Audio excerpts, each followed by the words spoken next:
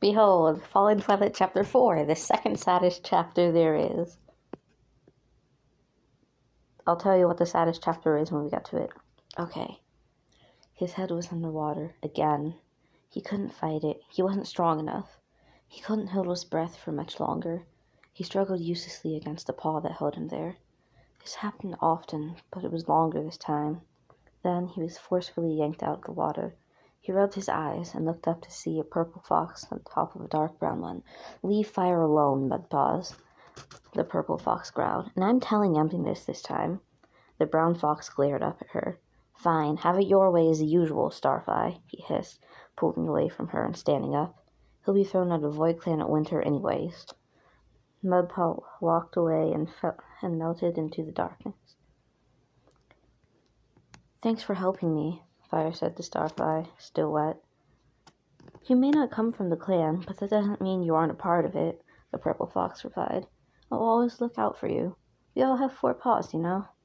We gotta look out for each other. Besides, just because you don't have much to offer now doesn't mean you won't ever." Starfly smiled, and Fire believed her. On the night before winter, the foxes who were going to be expelled from the clan were gathered around the high rock. Emptiness cleared his throat. "As you know, winter is on the horizon, and you must unfortunately be cast out." Fire wasn't listening. He looked around the area for the purple fox. She was nowhere to be seen. "Leave me," Emptiness finished. The foxes streaked out in opposite directions. As Fire walked away, all he could think of was how Starfly didn't show. At night, in the middle of winter, the small orange fox sat shivering in the snow next to a frozen lake. He was surprised he managed to survive for this long. Fortunately, he hadn't crossed paths with any foxes, or worse.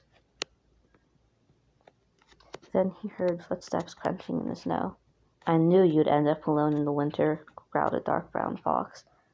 Fire took a step back, and Mudpaws a step forward. "I wonder how thick the ice is," the brown fox mused. "Let's find out." He lunged forward and grabbed the smaller fox by the neck, drawing blood. He slammed Fire headfirst into the frozen lake, breaking through the surface and sending the poor fox plummeting into its icy depths. Mudpaws jumped off the ice and back into the snow. "There's no one to save me this time," Fire realized. "I'm gonna drown." He pawed at the ice, but it was too thick in this part. This is the end. Slowly, he closed his eyes and breathed in the cold lake. Fire opened his eyes and saw the limp body of a small orange fox falling to the bottom of the lake below him. "Wait, isn't that me?" He held out his paw and could see through it. It had a red outline, no color. "I'm dead. I'm a ghost."